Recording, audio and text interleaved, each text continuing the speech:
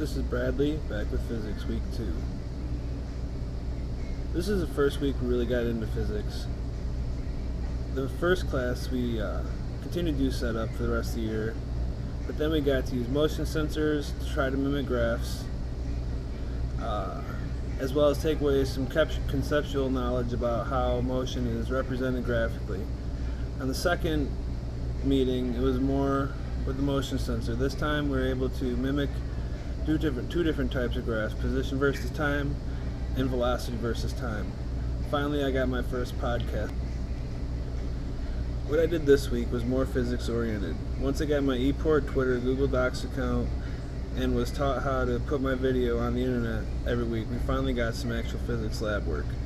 We used the motion sensors to try and mimic 3 graphs. 2 of them were going away from the sensor and 1 toward, producing 3 different graphs. Where they intersect, they're all at the same position versus time. Between Tuesday and Thursday, I did the usual check of the ePort, looked at any quizzes for the next class, and on Thursday was the first true physics class. We got into partners again and did more work with the motion sensors. This time I had to not only do position versus time, but the second part was velocity versus time.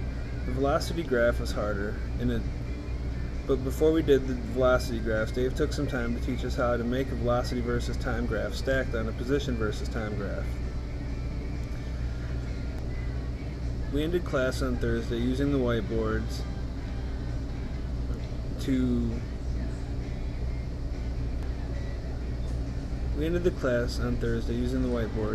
and discussing the nature of forces on a hockey puck as it was moving across.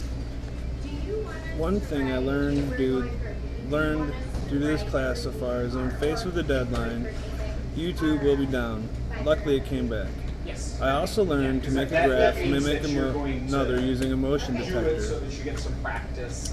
The second class had a lot of knowledge I know that will be necessary in the future. The most important thing I took away from the class on Thursday is how to make a position versus time stacked with velocity versus time graphs. This was the further cemented in my mind when they had to use velocity versus time graphs. It's important to know what they mean in real. The things I still need are to be able to tie everything together we were doing to our rocket car project. I could also use a bit more practice on the graphs. I want to be able to produce meaningful results for my final write-up. It was hard to mimic the motion needed to produce the graph that would be needed to make more accurate results. Finally, I need to do this sooner, so I'm faced with a deadline. Not faced with a deadline. This truly was the first week we got into concepts for physics. I really enjoyed the labs and playing with the motion sensors. The week seemed to be very fun classes with some learning sneaked in. The graphs are going to be important. I will make sure that I'm as accurate in making them as possible. I hope this next week of class is as interesting as the last.